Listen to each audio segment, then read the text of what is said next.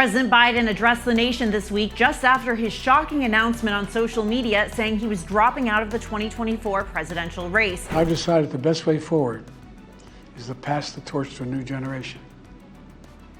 It's the best way to unite our nation. You know, there is a time and a place for long years of experience in public life. There's also a time and a place for new voices, fresh voices, yes, younger voices. And that time and place is now. And now Vice President Kamala Harris has taken over the ticket with a renewed energy and monstrous momentum. So, are you ready to get to work? Do we believe in freedom? Do we believe in opportunity? Do we believe in the promise of America? And are we willing to fight for it? And when we fight, we win. Top Democrats have rallied around the vice president, lining up to support Harris in her 2024 presidential ambitions.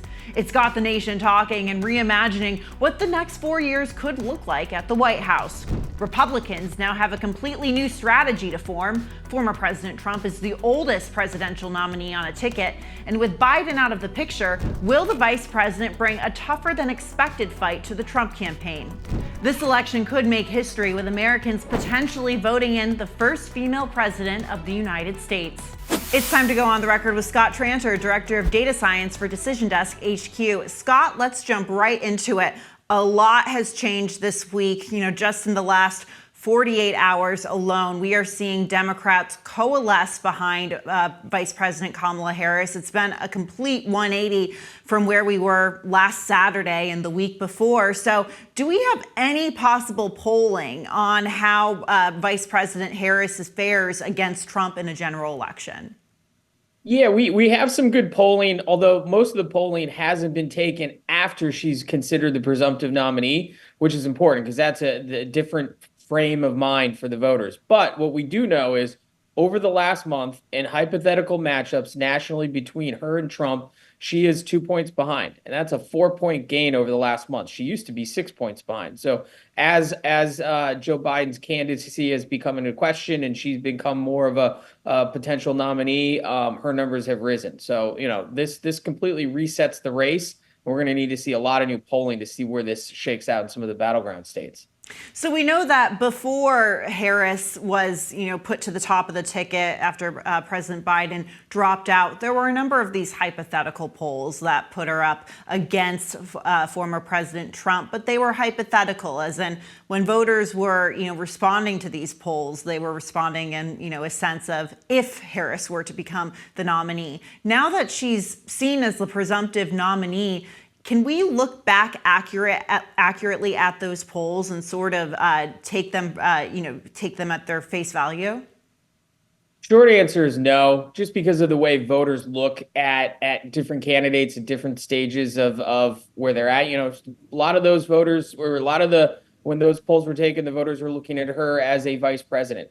Now they're going to look at her in the lens of a potential presidential candidate and potential president. So they're good reference points because, again, it's good data, but it's not data in the perspective and in the context that we're looking for. And that's kind of why, it's frustrating. We've got to wait a couple weeks to see if some of this stuff changes. Like I said before, Democrats are completely re-energized with Vice President Harris taking the helm of the presidential ticket. In fact, a new CBS YouGov poll released this week found that 79% of Democrats support nominating Harris. What is her path to the nomination? Does it go through Michigan, Wisconsin, and Pennsylvania like President Biden's path? And in terms of the delegates, we know that she has secured enough to get the nomination. So what's the next step for her? Yeah, look, this opens up a couple of different pathways that Joe Biden just didn't have at his disposal. Obviously, the clearest one is through the upper Midwest, Pennsylvania, Michigan, Wisconsin. We're going to have to see if she puts Nevada and Arizona back into play. Now, they were under play under Joe Biden, but it wasn't trending his way. And one wild card, she's been talking about picking Governor Roy Cooper out of North Carolina. Now, North Carolina has been historically a Republican state, but back in the day, it used to be a battleground state. If she's maybe picks a Roy Cooper and puts a North Carolina in play, that really opens some possibilities and puts the Trump campaign on defense. She's also said to be considering Pennsylvania Governor Josh Shapiro, another major swing state. And Shapiro has proven time and again he's able to reach beyond the Democratic fold. So both of those governors, former prosecutors, former attorneys general, similar to Harris. So those two will definitely be watching closely. I want to turn our attention to a recent New York Times Siena College poll that shows Vice President Harris is leading former President Trump in Virginia. Scott, I love talking about Virginia. I covered it in 2021, and it seems like it's been sort of a roller coaster ride there. And, I also cover Pennsylvania, where we're seeing Harris is down just 1%. Do we have an idea of how she is polling in these other swing states? And is this overall a strong beginning to a presidential run? We saw that it was a tighter race in Pennsylvania and Virginia between Trump and Biden. Yeah, no, this is a much stronger start. And again, I'm going to link it to that CBS poll you just mentioned. Voters are a lot more enthusiastic about her candidacy than they were for Joe Biden. So I think you're going to see polls like you saw the one in Virginia where she's ahead, which is she's much further ahead than Joe Biden was. And there were some polls that were showing Trump closing pretty quickly. I think what'll be interesting to see in some of these battleground states is how long it sticks. She's getting almost like a post-nomination bump. I'd like to see something out of Nevada, Arizona, even in Minnesota or Michigan. But these early ones, the ones you pointed out from the New York Times, they are a good reference point going forward. So prior to dropping out, we know that President Biden was struggling among Black voters, particularly in Georgia. We know that he flipped Georgia in 2020, but it seems like that state has fallen closer into President Trump's side of the court. How does Vice President Harris poll among African-American voters? We know that the night that President Biden announced she was going to replace him at the top of the ticket, there was a phone call, I think, or a conference call with 44,000 Black women calling in. It was organized by a organizing group for Black female voters. So how does she do among that group? It seems like there's a lot of enthusiasm. Yeah, there certainly is quite a bit of enthusiasm. We've seen it on the donations. We've seen it on calls like that. The African American community is obviously something that she's cultivated over the years. And a lot of her different campaigns in California. It'll be interesting because Donald Trump in the crosstabs, and in the crosstabs comes with a little bit of salt, has been getting between 10 and 15% of the African American vote, which would be a sizable chunk for a GOP candidate. If VP Harris and her candidacy, she can keep Trump under 10%. That would certainly be a big boon to her campaign, and keep her in line with past presidential candidates. So, assuming she becomes the Democratic nominee, and she certainly appears to be on that path, do you think Trump's choice of Ohio Senator J.D. Vance could hurt Trump's campaign? Harris has long been President Biden's voice on abortion rights. We know that Vance has been a very vocal anti-abortion advocate, appealing to conservatives. So with this continuing to be a key issue for Democrats in particular, do you think the Trump campaign could expect to get hammered on that issue? I know that the RNC took it out of the platform and they've sort of been shying away from this issue, but does that help them at all? Yeah, look, J.D. Vance, if I had to guess, I think the Trump campaign had the convention happen a week earlier and they were going to the convention this week. With what we know now, J.D. Vance would probably not be the vice presidential pick. It would have been more of a Marco Rubio, Tim Scott, Doug Burgum, just some of these more bridge-like candidates. J.D. Vance is great on the stump, great for, rallying the hardcore Republican voters, but not necessarily expanding it, especially in those issues you discussed. And if Harris's campaign is able to make some of these social issues a thing, it's going to be a problem for the Trump campaign because Donald Trump says he doesn't like to necessarily talk about that. He says he's more moderate on these. That's not what J.D. Vance says. And so I think it's not necessarily a huge liability, but I think if the Trump campaign could switch, they would, but they can't, so they're kind of stuck. Yeah, Democrats and Kamala Harris continuing to hammer Vance and Trump on Project 2025, this conservative governing agenda from the Heritage Foundation, Trump and Vance distancing themselves from that agenda. So we'll see how that plays. One stronger issue for Republicans is immigration and the border. We know that Vice President Harris was given the role of border czar during the beginning of the Biden administration. And we know that Trump has really reached into his toolbox to attack Democrats on this issue. How can we expect to see Republicans continue to seize on that issue now that Harris is at the top of the ticket and she was tasked in the beginning of the Biden administration with handling this issue? Yeah, look, that is one angle the Trump campaign's really excited to go after, right? We know through all of our polling that immigration is a top 3, if not top 2 issue in every single battleground state and certainly nationally. And there is quite a bit of footage, coverage, and material for the Trump campaign to use about how much of a disaster the border's been, as well as early on in Biden's presidency where she was in charge of it. We know the border is going to be an issue this year. That is certainly going to be a liability. Now it'll be interesting to see how Harris attacks it in terms of either taking responsibility or saying it was the right move, especially as we see, the border getting a little bit better as of late. The voters tend to be riding the wave of a momentum of news and not necessarily dwelling on the past. And right now the border is getting a little bit better. So it'll be interesting to see how both campaigns attack it. But that is certainly an area of policy liability. Staying with President Trump, over the weekend, he took to Truth Social to attack Kamala Harris after she was announced as the top of the Democratic ticket in Biden's place. The former president called her, quote, dumb as rocks. This doesn't really seem like the political unifying message we heard being called for from both sides of the aisle. So do you think this is a sign that very brief period of political unity following former president, the assassination attempt against Trump, is that period, in the rearview mirror now? Yeah, it certainly seems like it. Those late night tweets or truce or whatever we call them, those are back. I also found it interesting, the two major female opponents he's had this year, he's kind of gone after their intelligence, which, he needs to win over these suburban middle class women in some of these states to shore up his coalition. So the message was pretty strong last week, and now we're kind of back to more of the same. Scott Tranter, as always, thank you for joining us. Thanks for having me. Young Americans are facing a world of high prices, home ownership out of reach, and global conflict. While many older generations vote in high numbers, Gen Z is not connecting the same way with politicians and political parties, viewing campaign speeches as empty promises. Historically, younger people have voted at lower rates than older Americans. But could we see that change now that Vice President Kamala Harris is at the top of the Democratic ticket? We have doors to knock on, we have phone calls to make, we have voters to register, and we have an election to win.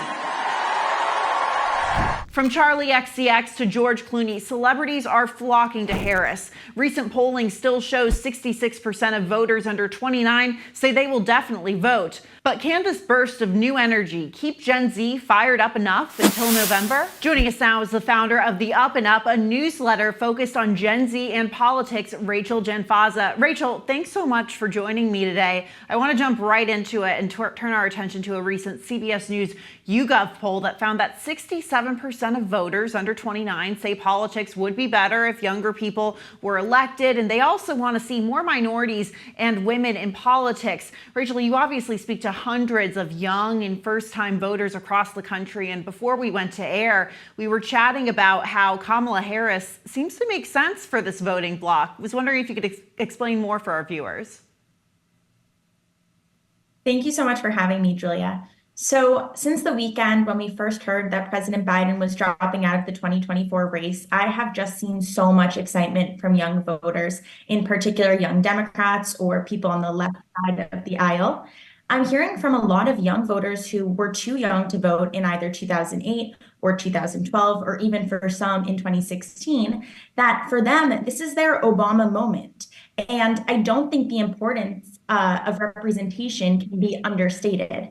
Can be overstated. There is so much energy of around Vice President Kamala Harris for that representation, but for other reasons as well. A rising sophomore at Barnard College yesterday, who's an organizer in progressive circles, told me that this is monumental. She said she's excited and hopeful. When you think about it, this is a generation that has grown up amid hyper-partisan times and a polarizing political climate. So the idea that they could be excited by something and that there is a moment of hope in their political climate rather than fear-driven politics is a first for them, and it's noteworthy. It's interesting that you bring up the 2008 analogy, because I have certainly heard that in the days since President Biden dropped out of the race and endorsed Harris. But I also heard it last week at the Republican National Convention, essentially Republicans saying that it feels like the 2008 Democratic National Convention. And a lot of those Republicans not only point to former President Trump, but they also point to J.D. Vance. He's, of course, 39 years old. And we know that historically, younger Republicans vote in fewer numbers than young Democrats. So does a younger candidate like J.D. Vance sort of re-energize the Republican Gen Z voting base? So, I was also in Milwaukee last week and was struck by the energy from young Republicans there as well. But when I asked them about J.D. Vance and about what he brought to the ticket, I think these are folks who are going to vote for Trump regardless, and we're already very excited about doing so. So while they, recognize that he, at 39 years old, is young and has a lot of energy, I think that they could, they say Trump has a lot of energy too, despite his age.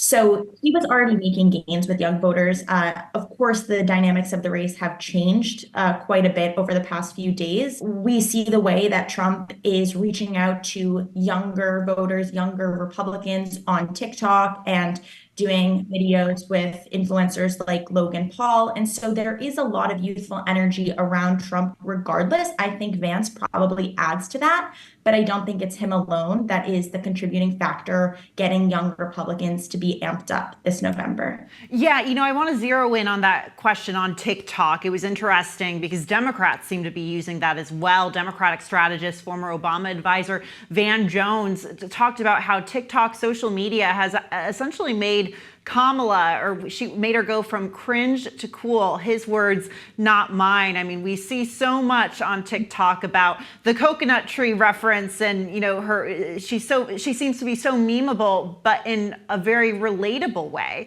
How is this playing in favor for her? Definitely. So when the Biden headquarters was on TikTok, they struggled to get over around 405,000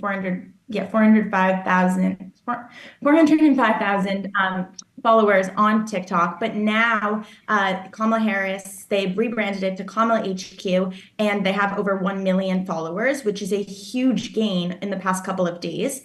And I think user-generated content has been really effective as well. We've been seeing people mash the vice president's voice and laugh, and memeable quotes about the context over hot pop songs of the summer, like Charlie XCX and Chappell Roan. But yes, I think both parties, anyone who wants to reach Gen Z and younger voters, should absolutely be using TikTok. Yeah, it's interesting to see those videos of Vice President Harris going viral in such a flattering way, because we know that Republicans and her critics were sort of using them to attack her in the past. So an interesting turn of events and a very exciting week in politics. Rachel Janfaza, thank you so much for joining us here today.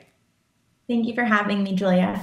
No one knows young voter sentiments better than my next two guests, who have been both instrumental in inspiring Gen Z to not only vote, but to run for office. Joining us now, co-founder of Leaders We Deserve and March for Our Lives, Parkland school shooting survivor David Hogg, and founder of Run Gen Z, and the youngest member to serve in the Iowa legislature, Joe Mitchell. Joe and David, thank you so much for joining me today. David, I want to jump right into it with you. Recent polling shows that Vice President Harris is neck and neck with Trump. Your organization, Leaders We Deserved, raised $100,000 in approximately 1 hour for the Harris campaign. Where are those numbers now in fundraising, and how has Harris energized young Democrats in the few short days she's been that presumptive nominee? Well, first of all, thank you for having me. It's been remarkable to see the progress that has been made on the fundraising front. We set an initial goal of raising $100,000 just on Twitter and Instagram threads from people, and we ended up smashing that goal. And currently, we've now raised over $345,000 from over 6,000 people around the country to support the vice president in her presidential run. And in terms of where young voters are at, I feel like the attitude has completely shifted. I think there was a lot of younger people that were not very enthusiastic, that didn't want to see a rematch between President Trump and President Biden. And now they got part of what they asked for. And they're really starting to see that change. And we can see it online. There's a lot more traction and it's exciting, but we got a lot more work to do to regain those young voters. Yeah, it's interesting to open up TikTok or Instagram Reels, social media, and see younger voters clearly very excited about Kamala Harris. Joe, I want to turn to you in the Republican side of the aisle now. J.D. Vance is 39 years old. He's going to be 40 in a few weeks, but still very young. Could his presence on the ticket help former President Trump appeal to younger Republicans and younger voters? Or do you think his very staunchly conservative views, particularly on issues like abortion, could end up hurting his chances with some of these voters?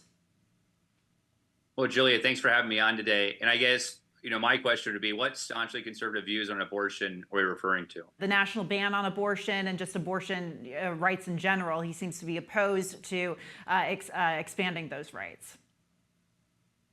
So he's been very clear and came out in the last few months that he's not for a national ban on abortion, and actually came out for the abortion pill, not just only the day after pill, but the abortion pill. So he's been pretty much in line with President Trump in the campaign over the last few months. And as we know, politicians, they can change their opinions on things. And when they're presented data, when they're presented facts, they can change those things. So I think, his ideas and his messaging have been spot on with the campaign. I do think they're going to attract more young people to want to vote for the ticket. And, I think there was a lot of good choices, but I think J.D. Vance has a very compelling story. His world-renowned book, Hillbilly Elegy, is a favorite of a lot of people, but also, his backstory is really the American dream. So I think young voters, from what I've seen, have liked the pick of Senator J.D. Vance, and I think we're going to do well with him going into November. Absolutely. And David, shifting to your side of the aisle, you know that young voters historically don't vote at the same rate as older generations. How reliable do you think young voters are going to be in this election? I think one important note is that we hear all the time that young people just don't vote, and it's true, they don't vote at the same rates as older people. But importantly, in the past 3 elections, young people, 18 to 29-year-olds, have voted at the highest rates ever in American history.